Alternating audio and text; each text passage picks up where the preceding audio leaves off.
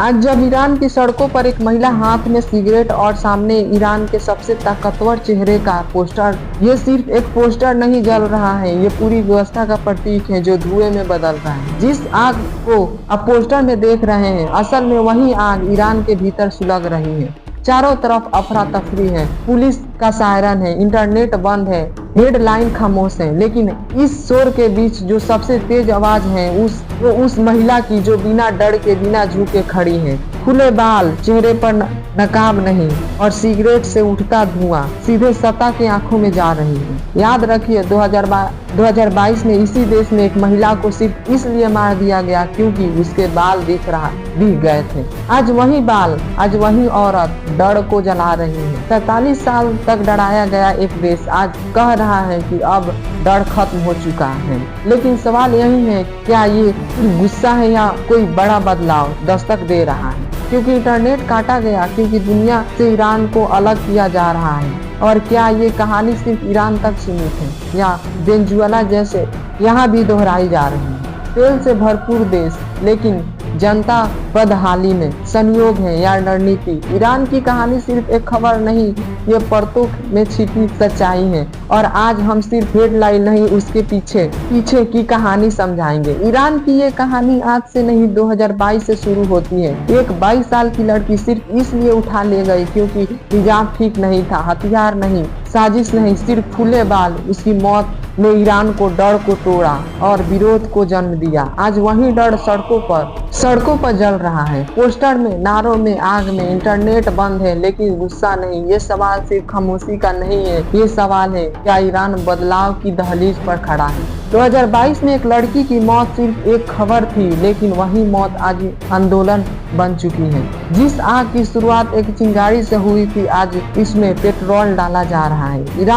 Iran के लोग देख रहे हैं वेनेजुएला में सत्ता हिली तो तेहरान में क्यों नहीं? इंटरनेट बंद किया गया, टीवी पर ताले लगाए गए, लेकिन VPN ने दीवारों में दरार डाल दिए और यहीं से डर टूटा, हिम्मत लौटी। अब यह लड़ाई सिर्फ सड़कों की नहीं है, ये दौड़ है वक्त के खिलाफ, क्योंकि अगर बदलाव देर से आया तो बम पहले बन जाएगा। और यही वजह है कि अमेरिका और इजराइल इतनी बेचैनी में है। सवाल सिर्फ एक है, ईरान बदलेगा या बदल दिया जाएगा? ईरान आज सिर्फ सड़कों पर नहीं टूट रहा है, ईरान अंदर से बिखर रहा है। अमेरिकी प्रतिबंधों ने रोटी, दवा और नौकरी तीनों छीन ली। सरकार टैक्स बढ़ा रही है, लोग कर्ज में डूब रहे हैं। और 47 साल से चुप्पी अब गुस्से में बदल चुकी है। ये वही पैटर्न है, पहले पाबंदियां, सिर्फ महंगाई, फिर जनता का विस्फोट। लेकिन एक बात साफ है, ईरानी लोग अमेरिका या इजराइल के लिए सड़कों पर नहीं है। ये लड़ाई रोटी का है, इलाज की है, इज्जत की है। सवाल बस एक है, क्या सिस्टम बदलेगा या सिस्टम को बदल दिया जाएगा? गाजा, लेबनान, तेहरान एक के बाद एक बार हुए और पहली बार ईरान ने देखा जो सिस्टम अजेय बताया जाता था, जो अपने ही लोगों को नहीं बचा पाया। जब शेर बूढ़ा दिखे तो डर अपने आप टूट जाता है। तेल है लेकिन जनता गरीब है, पैसा बाहर की जंग में, घर में बेरोजगारी। इसलिए आज नारा गूंज रहा है, न गाजा न लेबनान, जान कुर्बान सिर्फ ईरान। ये सिर्फ गुस्सा नहीं, आर्थिक राष्ट्रवाद है। अब सवाल एक ही, इस खामोशी के बाद और कौन? क्योंकि ईरान आज सिर्फ भड़का नहीं है, फैसले के मोड़ पर खड़ा है। ईरान की आग में एक और चिंगारी गिरी, सुधार की, आखिरी उम्मीद का टूटना। नए राष्ट्रपति से जनता को लगा था शायद हिजाब से ढील मिलेगी, शायद इंटरनेट खुलेगा, लेकिन हुआ उल्टा। दमन और सख्त हो गया और यहीं से जनता ने समझ लिया, ईरान में राष्ट्रपति सिर्फ नाम का है, असली ताकत एक ही जगह है। जब वोट वे असर लगने लगे तो सड़कों को ही रास्ता मान लिया गया।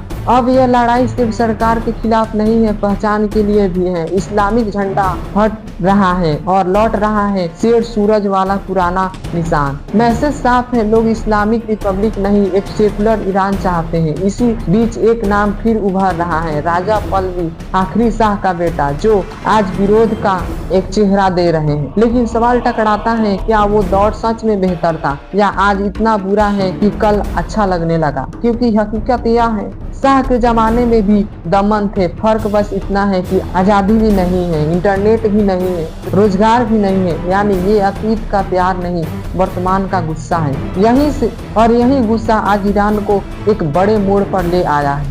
आज की ईरानी पीढ़ी अतीत को इसलिए नहीं याद कर रही है कि वो परफेक्ट था, बल्कि इसलिए क्योंकि आज जिंदगी और भी सख्त हो चुकी है। कभी लोग माई लाइफ माई रूल्स जी सकते थे, आज सांस लेने तक पर पहरा है। इसीलिए एजेंसी आज सड़कों पर है, लेकिन सत्ता परिवर्तन इतना आसान नहीं। ईरान के पीछे चीन और रूस खड़े हैं।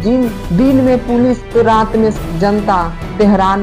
तेहरान की छतों से एक साथ आवाजें उठती हैं, तानाशाह मुर्दाबाद। अंधेरे में विरोध, जिसे पहचानना मुश्किल हो, इसे कहते हैं इनविजिबल प्रोटेस्ट। लेकिन अब यह लड़ाई सिर्फ इंसानों की नहीं, मशीनों से भी है। चीन की मदद से स्मार्ट AI कैमरे चेहरा पहचानते हैं, हिजाब चेक करते हैं। तब जब एक महिला नकाब हटाकर सिगरेट पीती है तो वो सिर्फ पुलिस की नहीं, डिजिटल तानाशाही की चुनौती देती है।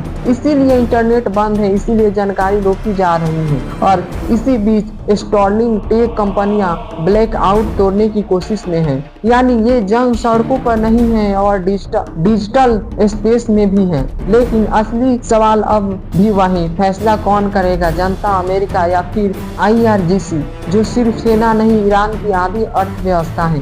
एक बात तय है, अगर सैनिक को लगे कि वो अपने ही भूखे परिवारों पर गोली चला रहे हैं तो हर फौज टूटती है। और आज ईरान उसी ब्रेकिंग पॉइंट के करीब खड़ा है। एक तरफ सत्ता जो कुछ भी करने को तैयार है, दूसरी तरफ जनता जिसका डर खत्म हो चुका है।